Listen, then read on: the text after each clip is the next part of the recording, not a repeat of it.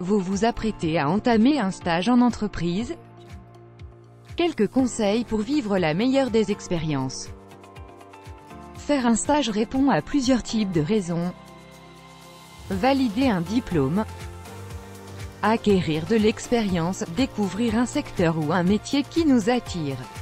Dans tous les cas de figure, pour en tirer le maximum, nous invitons le futur stagiaire à formuler, si possible par écrit, ses objectifs, ses attentes.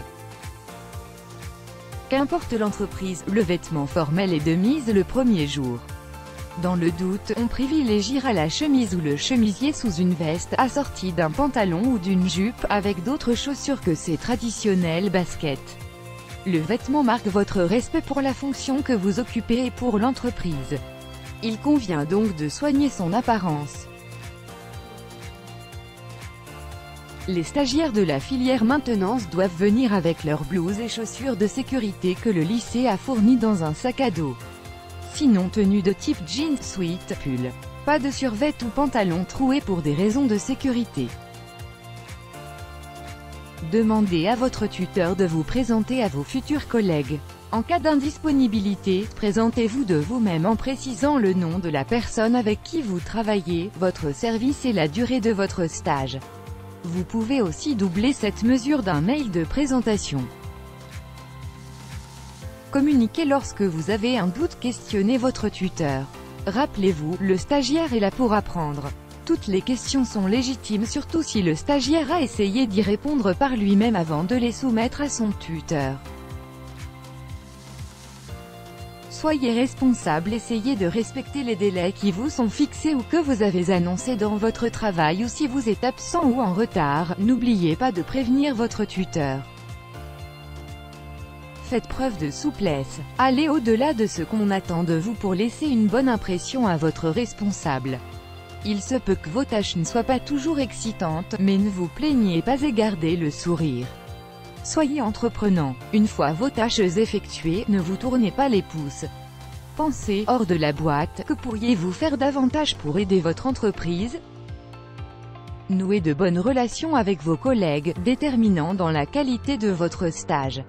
Informez-vous de leur parcours, de leur poste et de leur centre d'intérêt. En dehors de l'entreprise, avec vos collègues, prudence et mesure sont de mise.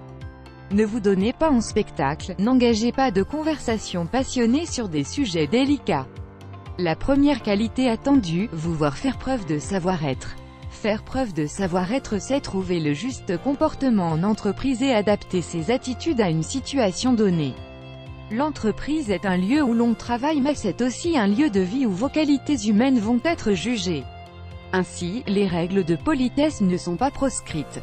Dire bonjour, merci ou au revoir ne fera pas de vous un lèche-bot. Respectez la culture et les codes de l'entreprise que vous avez rejointe. Cette culture d'entreprise est définie par l'ensemble des valeurs partagées par les employés sans pour autant qu'il n'y ait de règlement explicite.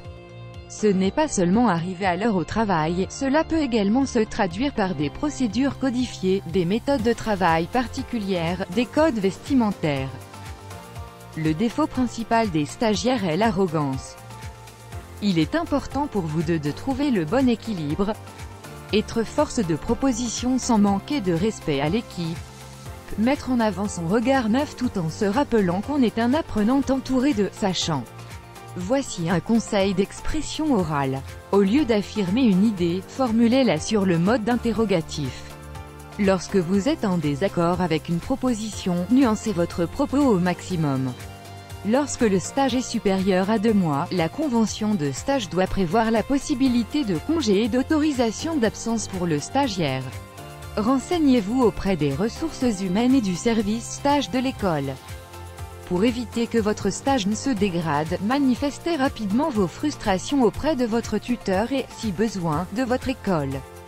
Si le problème persiste, sachez qu'il est possible en dernier recours de mettre fin à son stage avant la fin prévue de son contrat, avec l'aval de l'entreprise et de l'école. Gardez contact avec les personnes avec lesquelles vous vous êtes entendu ainsi qu'avec votre tuteur est très vivement recommandé. Constituez-vous une liste de contacts professionnels à qui vous écrirez mail régulièrement. Demandez des nouvelles des projets auxquels vous avez été associé, de vos anciens collègues et donnez des vôtres. Moment clé pour vous manifester. L'été, la rentrée, un nouveau stage, les vœux de fin d'année. N'oubliez pas de récupérer votre lettre de recommandation.